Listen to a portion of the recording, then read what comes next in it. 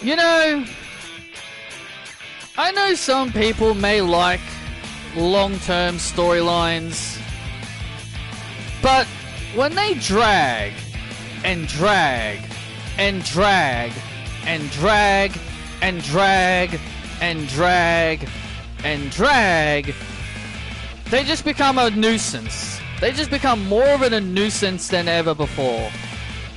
Hello everybody, welcome back to the channel, and today we're going to be doing another Raw review, and this Raw review possibly isn't going to be much of a review. It's just going to be more me rambling about, you know, things that I usually don't like, but there are some things I did like. Most likely one thing, but regardless, mostly one and only thing, but regardless. There are just things that I'm just so goddamn tired of. And that one of those things I'm so goddamn tired of is long-term storylines. Listen. If the storyline is good enough and I'm invested in it, then sure, it can be good. The long-term storylines, if you're invested in them, then sure, they could be great storylines, and then you can say, you know what, these storylines were great. But unfortunately, the current long-term storylines that I'm so tired of has gotten to the point where I am just so tired of them, I just want them gone. I just want them to be finished. Let's look at some recents. Let's take a look at a recent long-term storyline. Judgment Day. And this won't be the first time we'll be bringing them up in this review, is that they had a long-term storyline with Edge that was so drawn out and so boring that I was just ready for it to be completely over with. When it comes to long-term storylines, like, you gotta keep the fans invested. But most of the time, everyone gets so bored of these feuds that people just want them to be done. And hello, Sean, I did see you. I do see you. Why would people be interested in sitting through 12 months? I'll get to the bloodline. Don't you worry. I'll get to the bloodline. When it comes to long-term storylines, like, you gotta keep people invested, but there's a time where people just are at their limit and they just want to see this whole thing have a conclusion. The Judgment Day versus Edge finally had a conclusion, but looks like the Judgment Day are now going to be in another long-term storyline where now they're turning into the bloodline, constantly teasing problems, constantly teasing dissension, only for them to end up back on the same page again. Oh, Damian Priest is turning face. Oh, Finn Balor could be turning face. Psych! Nah, they're still friends. Nah, psych! You all thought the Judgment Day was gonna break up? Psych! You all thought Finn was gonna turn face? Psych! You thought Damian Priest was gonna turn face? Psych! Seriously, enough is enough. Enough is enough. If you're gonna break them up, break them up. If you're gonna turn someone face, turn someone face. Enough of the constant teasing. Enough of the constant trolling. I'm so tired of it. I'm so constantly sick and tired of it. Oh, the constant teases and the constant, oh, this could happen, but ultimately never happens. Now we can move on to Becky freaking Lynch and Trash Stratus. Yes, that's what I'm going to be calling her from now on. And if you guys think it's disrespectful because she's a Hall of Famer, I don't give a flying toss what you guys think. The Trash Stratus Becky Lynch feud has been going on for like, what, 5 months? And I was not interested in this feud from the moment it began. I was not interested in the feud the moment it began. I had no interest, and I still don't have any interest in the feud. I'm only sticking through it because I love Becky Lynch, and Becky Lynch can make anything go from trash to gold. But unfortunately, poor old Becky Lynch has to carry an old legend that clearly doesn't have it anymore. People always say, oh, Trish Stratus deserves to be back because she never finished her career. Have you guys noticed that Trish has been constantly, well, not constantly, but have you noticed she's been making several botches? There's been she's made several botches over the last several months. Every time I've seen her wrestle, she always pulls out at least one botch. Oh, but Trish Stratus deserves to be back. Oh, she's a legend of the business. Yeah, well, constantly coming back is what's going to ruin her legacy. Her coming back out of retirement, every single time, trying to hang with today's wrestlers is what's going to ruin her legacy. Why do you think people like me and many others wanted The Undertaker to finally retire? Because the longer he stayed, the more his legacy was going to be tarnished because he continued to wrestle. When I say I don't want to see Trish, Lita, and Edge, it's one of those. It's not because I don't like them. Well, I was never a fan of Edge from the beginning, but it has nothing to do. If we put aside whether if you people think I'm a fan of Edge, I'm a fan of Trish, I'm a fan of Lita, if we put away the fact that you people may think I'm a fan of them or not, even if I was a fan of them, even if you can make an argument and say I was a fan of them, I still wouldn't want to see them come back. The reason why I say I don't want to see them is because of what happened to The Undertaker. Because The Undertaker continuously wrestled at an old age. Look at Ric Flair. He continued to wrestle at an old age when we felt he should have retired. But those legends continued to wrestle until their legacies were completely destroyed because they just wouldn't accept retirement. Why do you think? That's my thoughts about The Undertaker. Because I felt his legacy was dying because he continued to do things that continued to wrestle when he really shouldn't have been wrestling anymore. Sometimes you gotta know when it's your time to retire.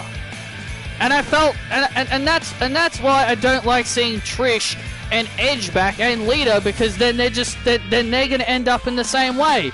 They're gonna keep being eager to come back for more. Even when they say they'll retire, they'll come back for more, and then they'll come back for more, and then they'll come back for more, and then they'll come back for more. You know what I mean?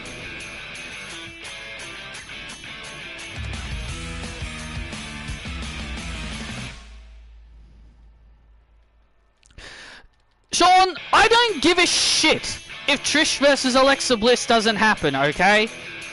I don't I'm not trying to be rude, but I really don't care if Trish versus Alexa never happens. I never wanted to see Sasha Banks wrestle Trish. It was the internet that wanted Trish Stratus to wrestle Sasha Banks. I never once wanted to see Trash Stratus and Sasha Banks have a match. It's just the internet. It was the internet who kept saying that. I don't give a crap what they want.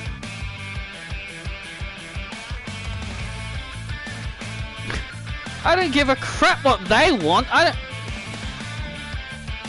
And if you want to see it, okay, fine, fair enough. But I don't want to see Trish Stratus versus Alexa Bliss. I never wanted to see Sasha wrestle her either.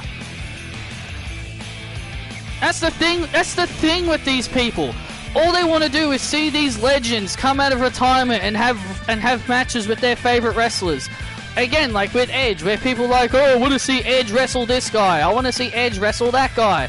And I'm thinking to myself, well, I'm sorry, but I'm not one of those people that wants to see those matches because I just don't care. And again, I'm not saying it because I don't like them. I'm saying it because I'm looking out for their legacies. Never wanted Trish versus Charlotte either. Nope, I didn't want to see that match either. I wanted that. I wanted that to be Trish's retirement match, and I still stand by today that that should have been Trish's final match ever, and she never should have came back. She should have accepted that was her final match and walked away. She could have just been happy with the. She could have been happy with the one final match she had. Same with Lita. Same thing with Lita. Like she had that one good match with Becky Lynch, and she should have just accepted it as her last match and walk away. These legends just keep coming back for more, and that's what I hate about it. That's what I hate about it. They can't just accept retirement. They just have to keep coming back for more and more and more and more and more until their legacies are completely destroyed. You may think I'm saying it because I don't like them. I'm saying it because I'm looking out for their legacies, and I would rather their legacies be remembered instead of being all like, oh, we're just a bunch of old codgers that just want to keep coming out of retirement and keep wrestling.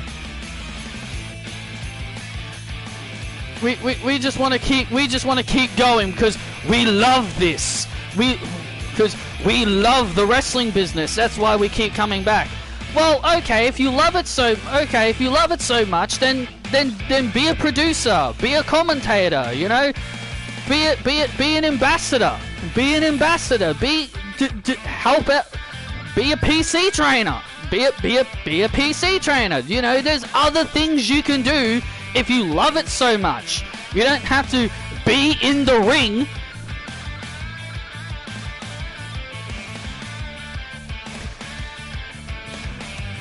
WWE needs to focus on character development and storyline progress, and like they did with the Attitude Era, WWE needs to have faster paced, shorter matches like they had in the Attitude Era.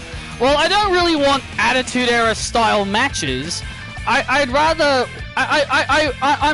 rather long matches. I'd rather good storylines and not matches that go on for, and not storylines that drag on. You know what I'm saying? You and I both know why WWE keeps bringing legends back. The word ratings, which is a stupid reason.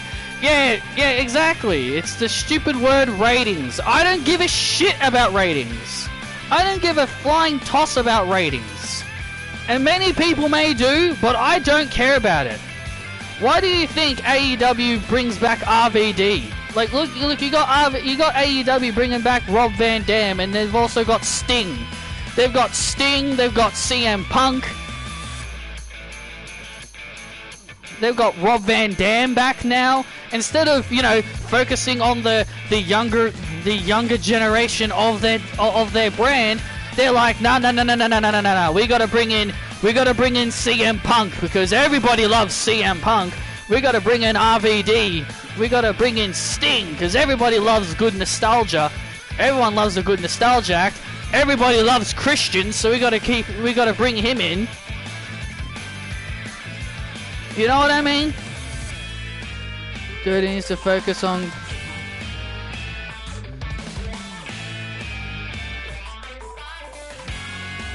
I don't really want them to bring back Attitude Era style stuff. Like, Attitude Era isn't like it's your opinion, dude, but here's the thing. I don't want things to be like the Attitude Era. Just because you may have liked stuff in the Attitude Era doesn't mean other people are going to like it either.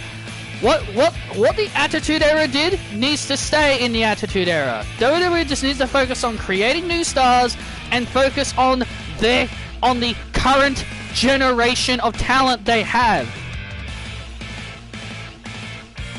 I see people saying the same about Saraya, bringing her in instead of focusing on who they have. Well, Saraya's still young. Well, she's not exactly nostalgia. She's not exactly a frickin' Trish Stratus or Alita. If you're gonna compare Saraya to, like, WWE legends, then there's something wrong with you. Saraya is not even at that level yet. She's not even close to what Sting and Christian are. Nostalgia. She's nowhere near that level. If she, you know, well, yeah, she did retire, but you got to remember she was forced into retiring. But if she was like Trish and Lita, who was like a...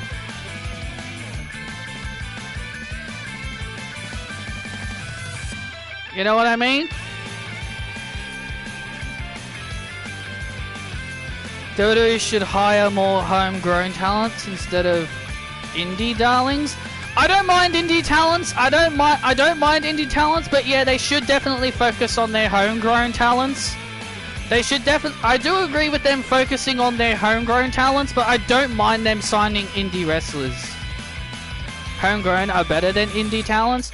Yeah, I guess, yeah, that is definitely true, because Becky, Charlotte, Bayley, Sasha proved that. Indy Hartwell, Rhea.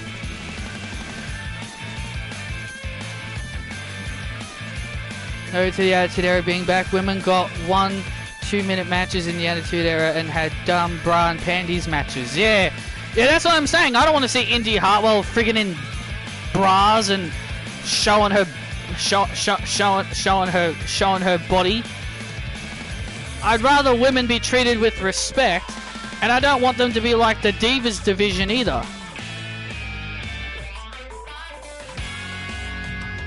If you know what I mean. But yeah, like, but the main thing is that the main thing I'm trying to get across here is that I'm just tired of the long-term storylines that WWE keep producing, and now we got the Bloodline that's been going on for 3 years, but yet all people do is call it cinema.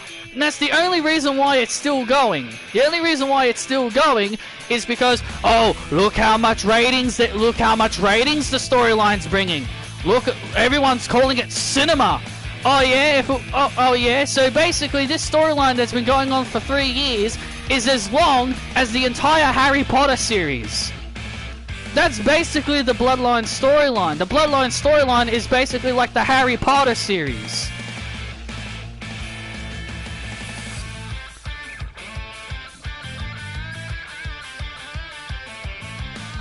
Thing is, with breaking up teams, it takes away the tag division, and we get long reigns with the tag team champions barely defending. Yeah, I agree with that. I do agree with that. But the thing is, like, they keep teasing the Judgment Day breaking up, but then they don't do anything with it.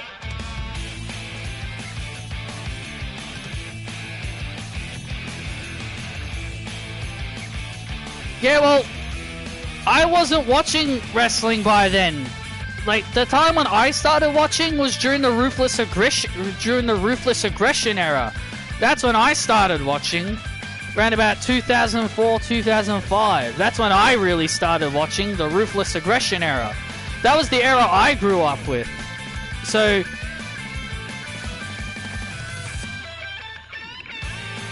But yeah, like, we got the Bloodline storyline that's been going on for 3 years. Pretty much the equivalent of a Harry Potter series. If you want... Because Harry Potter had, like, so many chapters. They had, like, so many chapters, and their movies are... I don't love the Harry Potter movies. And I love the Harry Potter movies, but at the end of the day, like, but sometimes they know how to drag. That's what the Bloodline storyline feels like to me. It feels like something that you're just sitting in the movies with, or maybe even better, maybe even this. Maybe even this. The Bloodline storyline is the equivalent of Star Wars.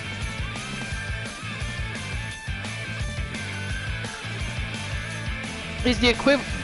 Maybe some people may say Bloodline is even equivalent to Star Wars, because we all know how because we know Star Wars likes to drag on and on and on. Like, I may not watch a lot of Star Wars, but I know how long their movies tend to drag on for. Like their movies are long as hell. Those Star Wars movies. Like, I've sat through a few Star Wars movies, and a lot of them drag. A lot of them just drag on, especially for someone like me who doesn't understand it.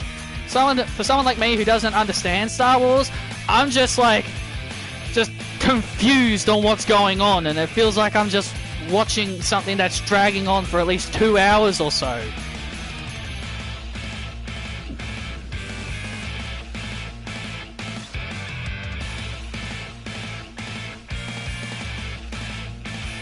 I get what you mean. I love Stone Cold. Yes, I'm happy to see him when he makes an appearances, but if he was there every week, I'd hate it. That's what I mean. That's exactly what I'm saying. Like, just because you grew up with these wrestlers back in the old days doesn't mean you should be happy seeing them taking up TV time. Why do you think I don't want to see The Rock back? People only want to see The Rock come back just so that he can have a match with Roman Reigns. You know? WWE doesn't need things like the Attitude Era, my guy. WWE doesn't need to copy the Attitude Era. What did I say before? What happened in the Attitude Era needs to stay in the Attitude Era. WWE shouldn't be copying stuff from the Attitude Era. I know you liked that era, but that doesn't mean, oh, they should do exactly everything from that era. I want them to do new things.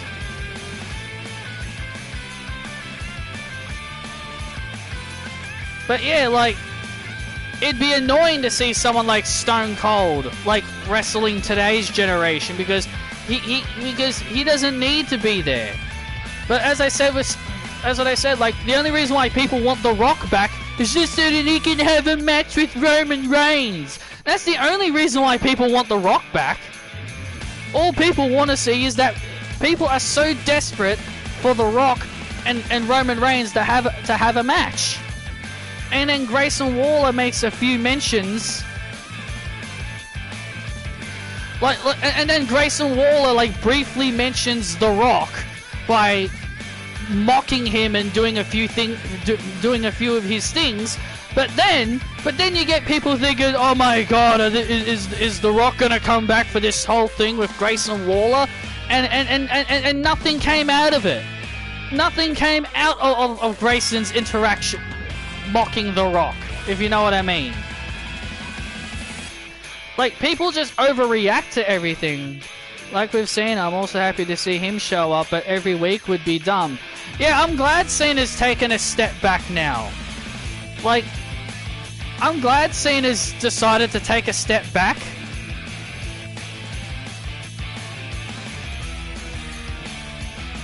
Tell the internet that, Sean.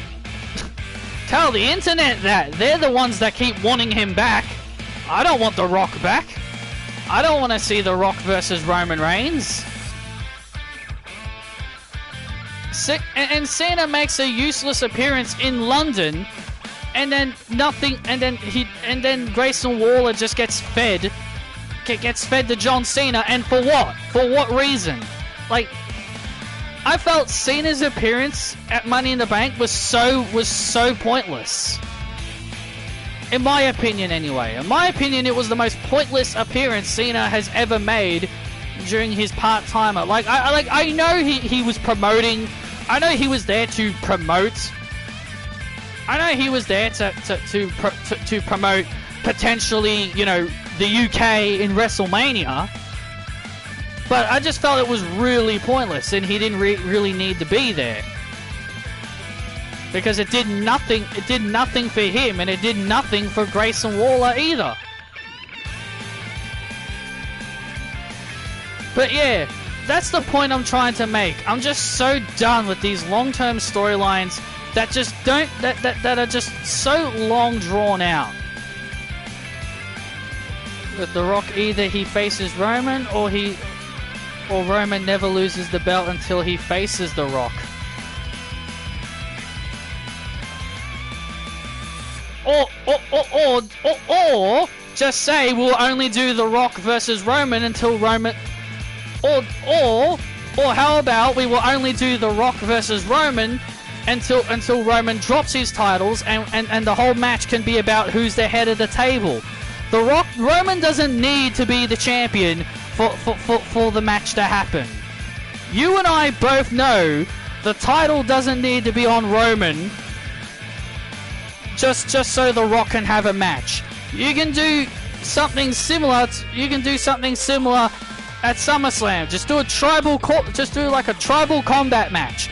No title on the line. No titles. Just a tribal combat match at WrestleMania. Roman puts his tribal chiefdom on the line against The Rock. No belts. No belts. No bullshit. No belts and no bullshit. Just a straight up singles match between both guys without the title. Hello, hello. How are you doing? As for Raw itself, I didn't really enjoy it. Sure, Michael Cole and Wade Barrett certainly make it better. But man, sitting through 3 hours, it just felt really, really bad. It's just been really, really bad. It just came off really bad this week. Like, Sami Zayn and JD McDonough, like, jeez. The Alexa and the Fiend stuff dragged on for a long time as well. Don't get me started on that. I hated that whole feud with Randy Orton.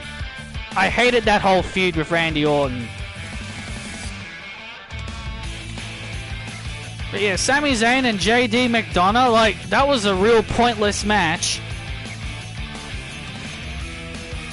The one thing that I absolutely hate is when you call someone up and then all you do is treat them like losers. You're like, oh, we'll put them up against the bigger names.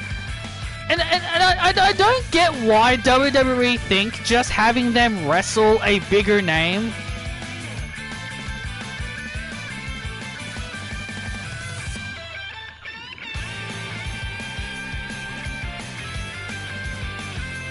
I don't get why people think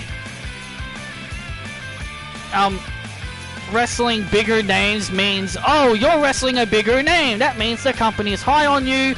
The company's high on you, and you've got a bright future. You had a good match with one of the best superstars on the roster. That means we like you. I just don't like that whole thing. Like, and then you got people complaining about the crowd. You got people complaining about the crowd, about how, oh, the crowd was so tired today. Like, they were silent. Well, it's not the crowd's fault. It's not the crowd's fault. WWE just did absolutely nothing to make the fans care about tonight's show. You want to know something? The crowd only reacted to Cody and Seth. Cody and Seth were the only things they reacted to. And I guess Judgment Day's beat down at the end, but still, like, the fans barely cared. And of course they would, and of course they'd care for Sami Zayn because he's from Canada. So Trish didn't even get a reaction from her home country. Yeah, that's the funniest thing. Even Canada themselves don't even want to see Trish. Even Canada themselves don't even want to see bloody Trish. And that's the problem. Like, the crowd today just did not give a shit about anything that happened on the show. But everybody's blaming the crowd. Everyone's all like, what is the crowd doing? Why are they so silent? What are the crowd doing, man? What are the crowd doing, man? They're so quiet. Yeah, well, WWE hasn't given them a reason to react. Why should the fans care about Rhea Ripley versus Indy Hartwell when really WWE have done nothing to build Indy Hartwell up as a credible challenger? And don't get me wrong, that was the only match on the show I actually cared about. That was the only match I actually did not mind, and I wasn't mad over the result. I kind of knew Indy was going to lose, but here's the thing. Do you expect the crowd to cheer Indy? Do you expect the crowd to be all like, oh yeah, go Indy? You know, when WWE have done absolutely nothing, have done absolutely bugger all to make the fans care about her and Candice. Like, WWE have done absolutely zero to make the crowd care about Candice and Indy. If Candice and Indy keep getting TV time, it wasn't a squash match. It was competitive. Indy got a few hits in. It wasn't classified as a squash match. if you had eyes, you'd see Indy Hartwell get a few hits in and even get a close near fall. But again, fans always, every Rhea Ripley match, even if it's competitive, fans will classify it as a squash match. Look at Rhea Ripley versus Zelina Vega in Puerto Rico. That was a really close match, but people still called it a squash match because Rhea dominated. Oh, Zelina did one move. And Rhea Ripley dominated. That means it's a squash match. No, it does not mean it's a squash match. Oh, Indy did a few moves, but Rhea dominated. That means it's a squash match. No, it doesn't. No, it doesn't mean it was a squash match.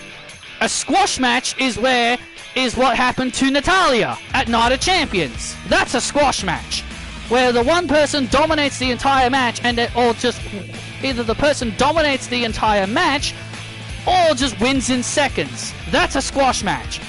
Indy versus Rhea wasn't a squash match because those two things that I just said did not happen. The match didn't end in seconds, and Rhea didn't dominate the entire match. So therefore, it's not a squash match. And if the internet say so, they can suck it, because I don't give a shit what they say. I no longer care what the internet think. Then everyone went off about Natalya and Rhea's match. Well, good. They have every right. Well, good. I don't care. Fans go off about everything. Fans say they want fresh matches. They want new matches. Rhea versus Indy, Sami Zayn versus JD, and then people still complain. People still complain even when there's good matches, even when there's fresh matches. So at the end of the day, fans just want to complain for the sake of complaining. And Sean, I'm just being dead serious, man. I'm tired of you always being all like, oh, but the internet said this. The internet classed this match as this. How about for once, stop listening to the internet and form your own opinion? I'm getting really sick and tired of you saying, but the internet said this. The internet said that. I don't give a effing shit what the internet think. If you're going to ruin the only match that I cared about on the card because the internet classed it as a squash match, then basically you're listening to the internet and you're believing what they say. Do you think Rhea and Indy was a squash match? Tell me that, Sean. In your opinion, was Rhea and Indy a squash match? Forget what the internet said. Form your own opinion. Indy versus Rhea. Competitive match or squash match? Form your own opinion instead of listening to what the internet say. For once in your freaking life, I've stopped listening to the fans. I stopped listening to what the internet have said years ago. I no longer care what they say because their opinions don't matter, because all they do is whinge. Because all they do is whinge.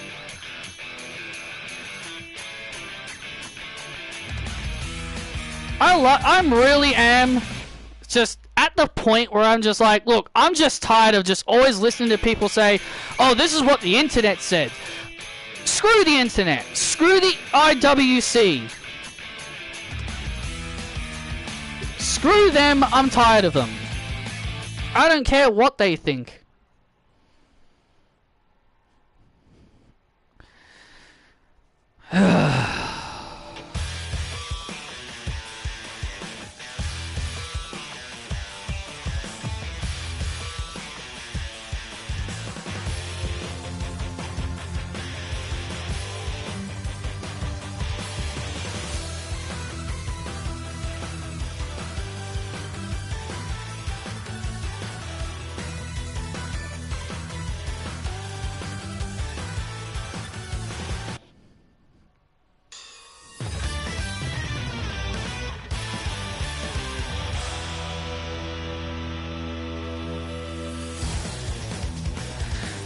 Listen here, O2R20. You're just saying stuff to get a reaction out of me now. So I'm just gonna stop reading your comments.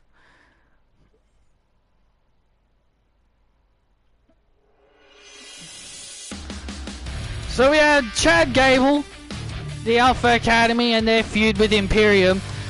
Don't get me wrong, the feud between these two there's a lot of potential in this feud, but if there is one thing I will say that I don't like about the feud is having Ludwig Kaiser hitting on Maxine. Like, that's the one thing I'm not a big fan of. I'm like, seriously? Like, this whole feud should be about Chad Gable wanting to win his first title, but it's more about Ludwig Kaiser having a thing with Maxine, and that she is incredibly gorgeous. Like, I mean, I don't blame him. I mean, Jesus Christ, I don't blame the guy. I don't blame the guy, but he's already got a woman. He's already got a freaking woman.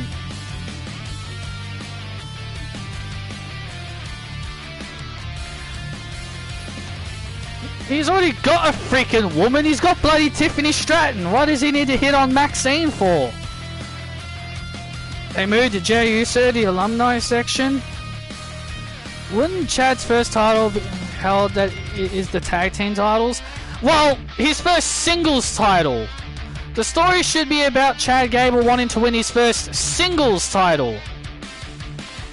That's what the story should be about. It should be about Chad Gable wanting to win his first singles championship, but instead it's about Ludwig Kaiser having a thing with having a thing with bloody Maxine.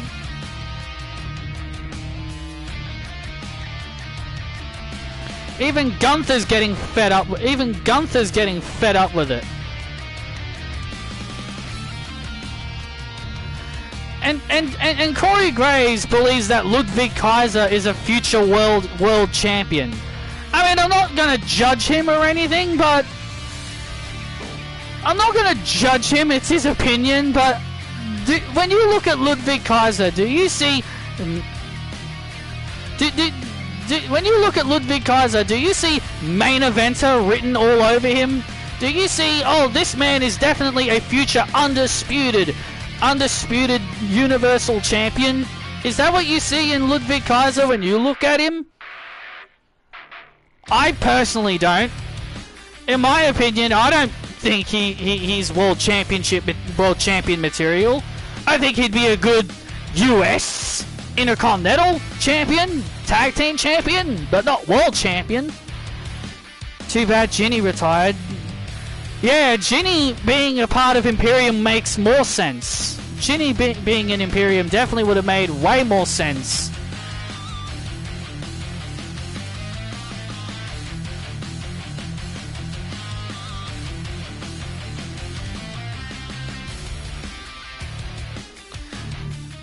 But yeah, like, I just wish it was just more about Chad wanting to win his first singles title instead of it being about Ludwig having a thing with having a thing with Maxine. That's the only thing I really hate about it. Becky versus Trish, my god, man, what a sloppy fest of a match that was. Trish Stratus is one of the very reasons why people from the Attitude Era should stop coming out of retirement. Trish Stratus botching and making mistakes in the match and the crowd not giving a shit. I didn't think Tiffany was world title material, but look where we are. Well, that's woman. That's women. Women only have a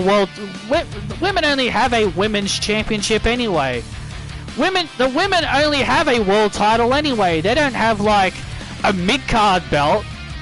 They've only got like world title and a tag title. They don't really have any mid-card belts.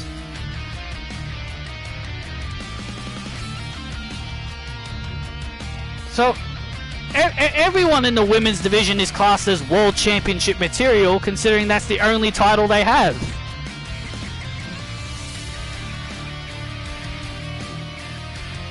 And look, it's great to see that Piper Niven's back. I'm actually quite happy to see Piper Niven back, but man, I don't like.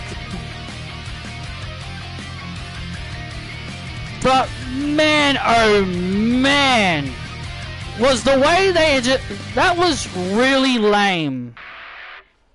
I'm just gonna say it. That was really freaking lame. On what they did.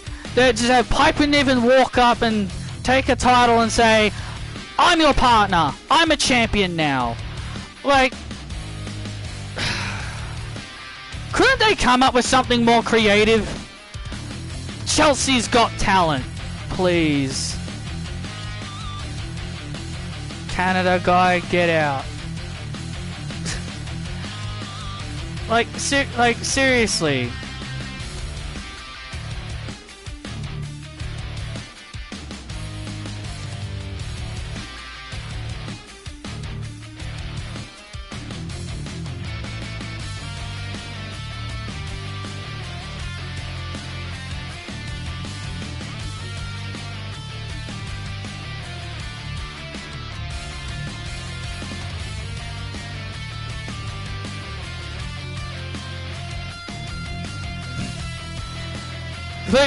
Clearly people are butthurt over my opinion. Clearly people are butthurt over my opinion. But whatever. But whatever.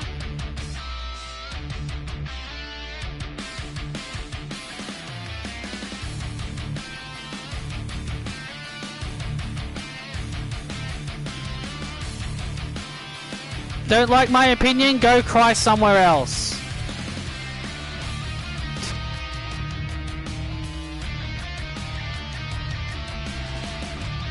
Ugh. Hey, Isabel.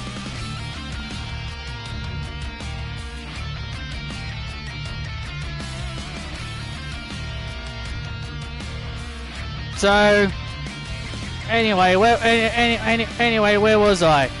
I completely lost track of where I was because of all these crybabies. Because of all these crybabies that I upset.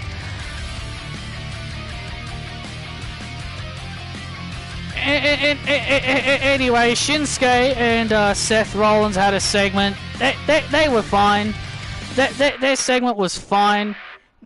Their segment was fine. Shinsuke cementing his heel turn is pretty cool. The one thing, and even though that he's a heel, everybody thought we were going back to his heel music, Shadow of the Sunset, but he still came out to his Rising Sun theme. He still came out to his Rising Sun theme, which I'm not sure if people will think that will suit him as a heel, but you know. But I guess we'll see. But we will see. Definitely looking forward to Seth versus Shinsuke. It does have a lot of potential.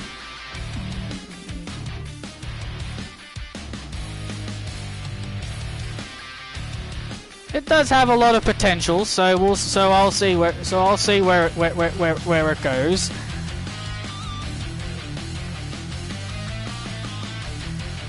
And then we've got and we had several of other things that I just didn't really care about. If you watched the entire show, you would know. Adam Pearce, I'll stop Zoe Stark from interfering. Let's do a cage. A cage won't stop her. Yeah, the fact that he has more balls to step up and stand up to Zoe and Trish from their shenanigans. Like, he'll step up to them. He'll stand up to them for their shenanigans. But when the Bloodline do their shenanigans, oh nah, he doesn't do a goddamn thing.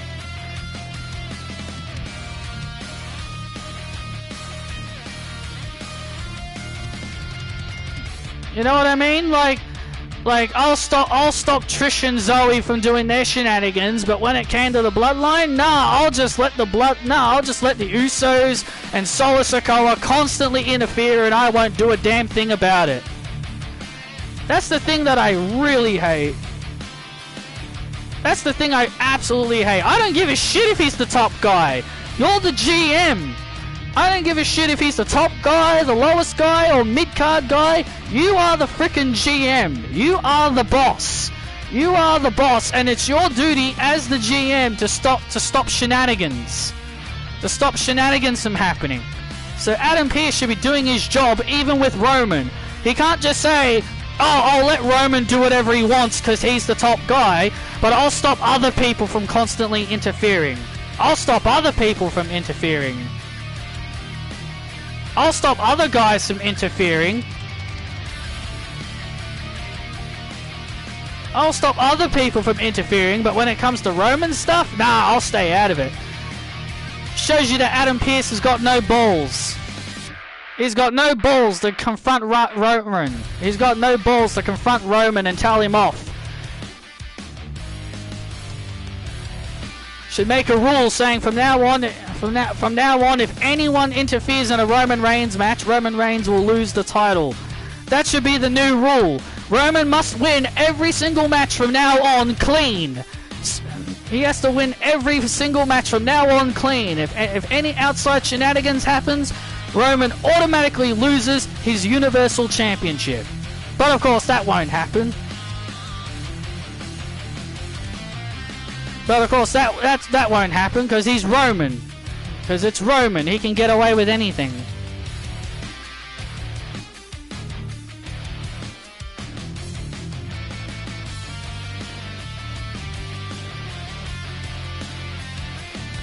They broke the rules in the tribal combat match. Yeah, that's what I said. Yeah, that's what I said. Yeah, they did. They said no one from the bloodline can interfere. They said no one from the bloodline family should interfere. That's what the rules stated. The rules stated it has to be a one-on-one match between Roman and Jay, and if anyone from the family bloodline interferes, and no one from the bloodline can interfere. And then what do we see? Solo Sikoa interferes. Jey Uso interferes. They can't even follow their own damn rules. They can't even follow their own damn rules. Seriously. They can't even follow their own godforsaken rules. That just shows you how stupid. That just shows you how stupid this whole bloodline shit is.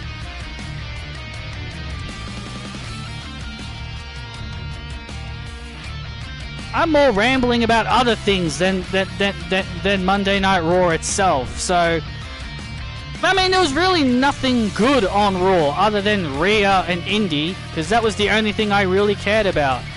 And Indy had a nice video package. Would Jimmy interference count though? He isn't Bloodline anymore. Well, I think it does, because they said no one from the family should interfere.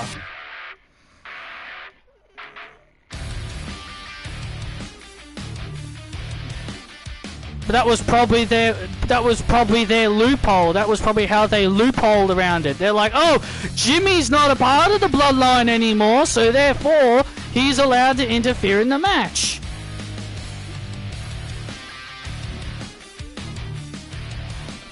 But yet, like, they friggin' put Jey Uso in the alumni section, and then everyone's all like, oh, he's going to be at All In.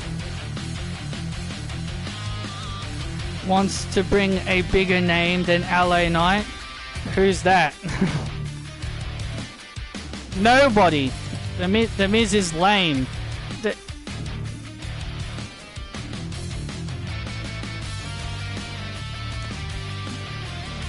Probably Max Dupree. He's probably going to have someone dress up as Max Dupree, probably.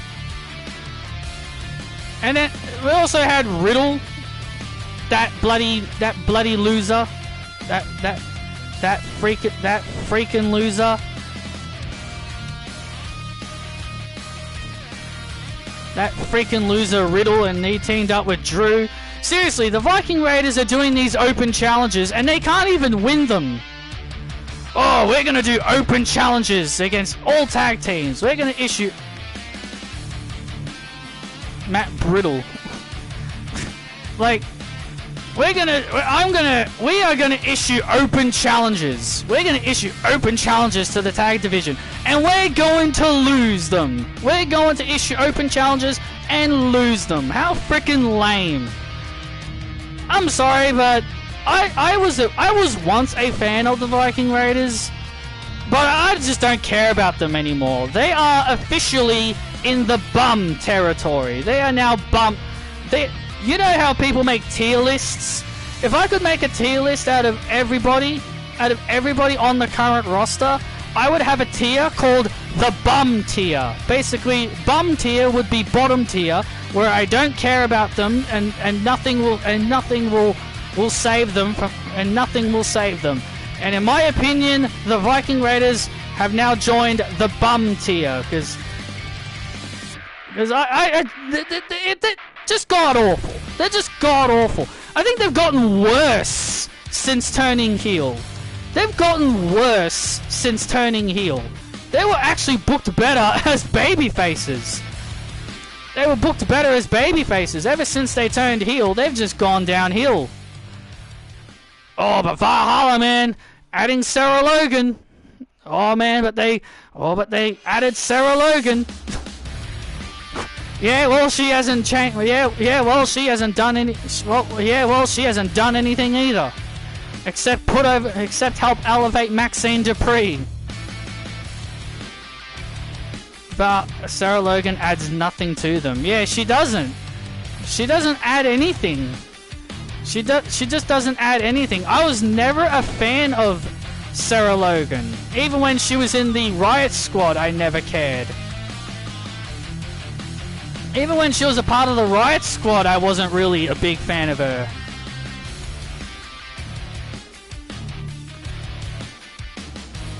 At least Maxine adds something to the Alpha Academy. Only with them because she's married to Eric. Yeah, basically. Yeah, basically. That's the only reason why she's there. That's the only reason why they paired her. Like, they could have easily brought her back and made her Liv Morgan's tag team partner. Sure, it's not the same. Sure, it's not the same as the Riot Squad, but it's still close enough. Could just call them the Liv Squad. Could have just called them the Liv Squad or something along the lines of Chaos. You know, the Chaos Theories or something, you know. Something along the lines of them causing chaos. Could have made them a tag team. Could have easily made Liv and Sarah Logan a tag team. Could have put the word chaos in front of their names and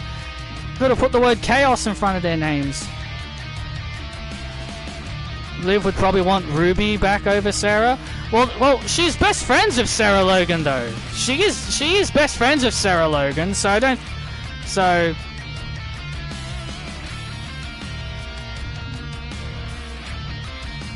not necessarily. You saw when Sarah Logan initially came back. I think it was the 2022 Royal Rumble. When Sarah Logan came back, Liv was very happy to see her. So not necessarily.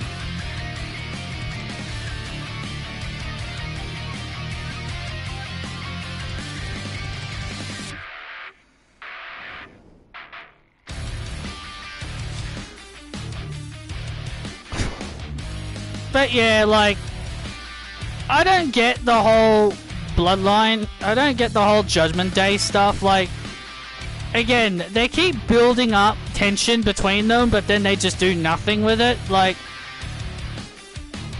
I get they want to make new top factions, and the one thing that I can say I am happy about is that they've reportedly said that they're putting the bloodline story on the back burner for now. I heard a report saying something along those lines, and thank God they're finally putting it to rest. And well, for now they're putting it to rest. And it's about bloody time. They should have done that ages ago. But I think it's a bit too late now, like, to try and build up new stars because people aren't gonna care.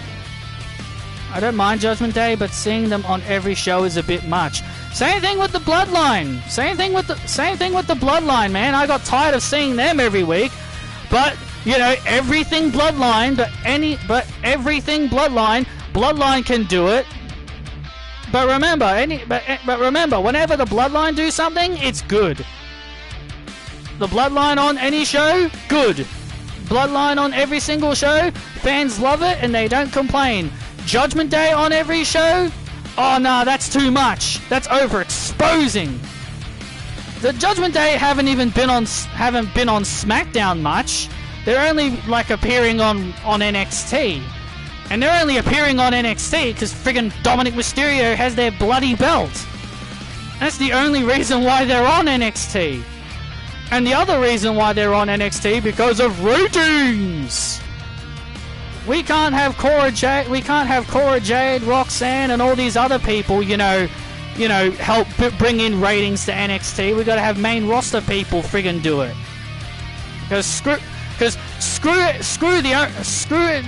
screw having our own talent, bring in ratings. Let's just bring in people from the main roster. That'll boost the ratings.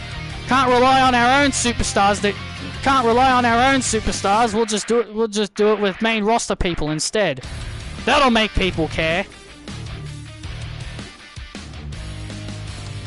Oh yeah, people will definitely tune in to see Dana Brooke. I swear, if Blair Davenport loses to Dana Brooke tomorrow, I'm going to be very, very angry. And don't get me wrong, I like Dana Brooke, but Dana should not be beating people like Cora Jade. Hell, even Blair Davenport. That's all I'm really going to say about that, really. But yeah, Riddle and Drew sounds like they could be teasing up some kind of heel turn for Drew, because Drew looks like he wants nothing to do with Riddle. He looks like he's completely disinterested in the whole. And he's completely disinterested.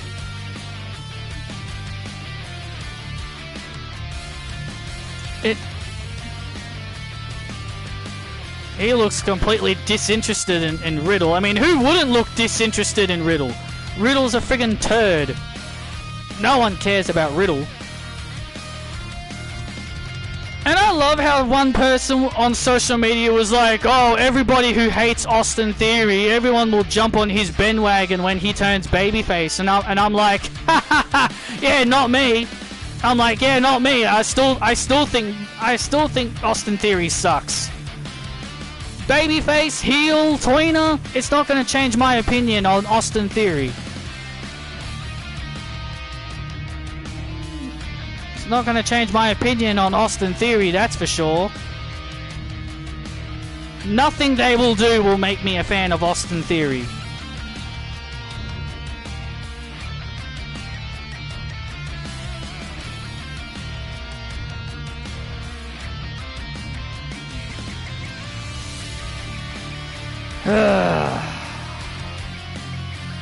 I just wish they'd get Emma back on TV. I saw someone blocking WWE and Triple H because Austin lost the belt. I've seen that shit all the time. I've seen people just block WWE and Triple H and the wrestlers because someone they like didn't win. And I'm just thinking to myself, and I think to myself, how childish is this community? It makes me think to myself, how childish are these people? Like, how bloody childish is everybody? Oh my god, oh my god, someone I like lost. Someone I like lost. I hate. Screw this company. Sure, I get upset when my favorites lose, but I don't block WWE and the wrestlers that were involved. I mean, like, seriously. Bunch of children everybody are these days.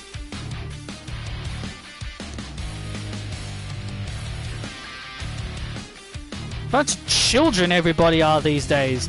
And some people have always asked me a very important question.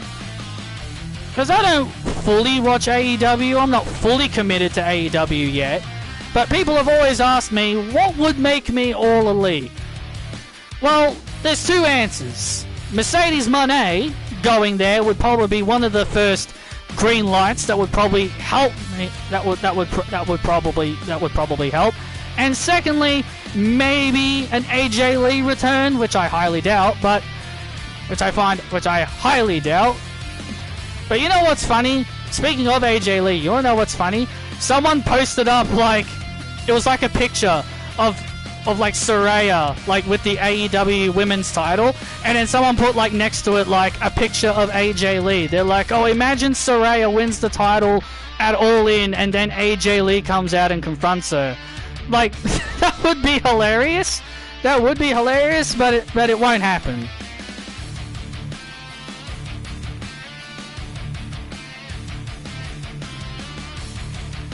Oh, man.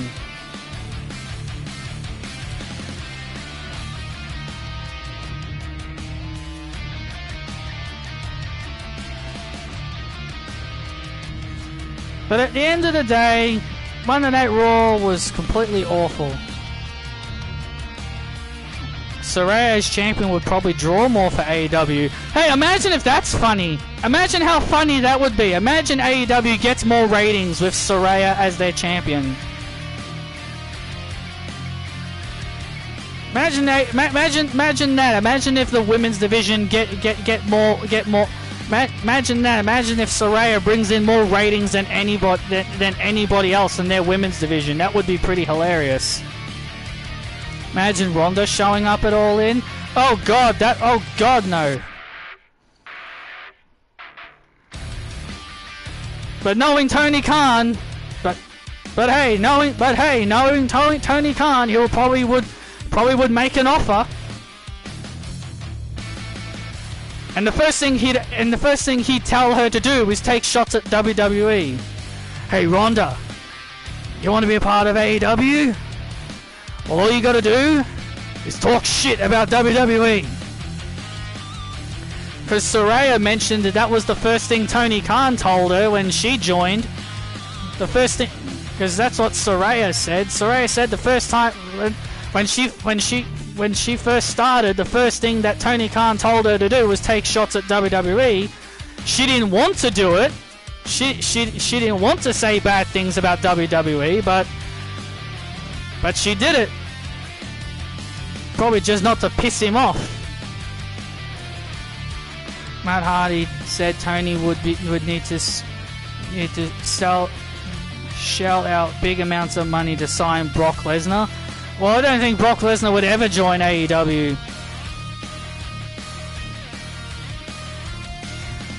Well,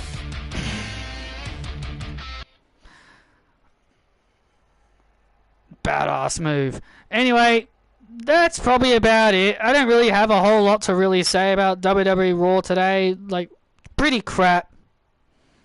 Pretty crap today. It wasn't really much to really be invested in. So, yeah. That's really the end of this, that's the end of, this.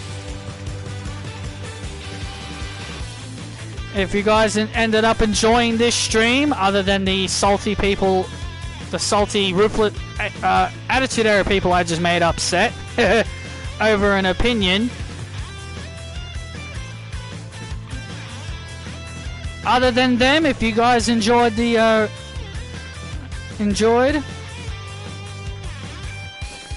go Becky Lynch still getting lemon over. Yeah, yeah. Don't be a lemon. Don't be a lemon, be a rosebud. Anyway, thank you all for listening in. Hope you guys enjoyed the review, and I'll see you all next time.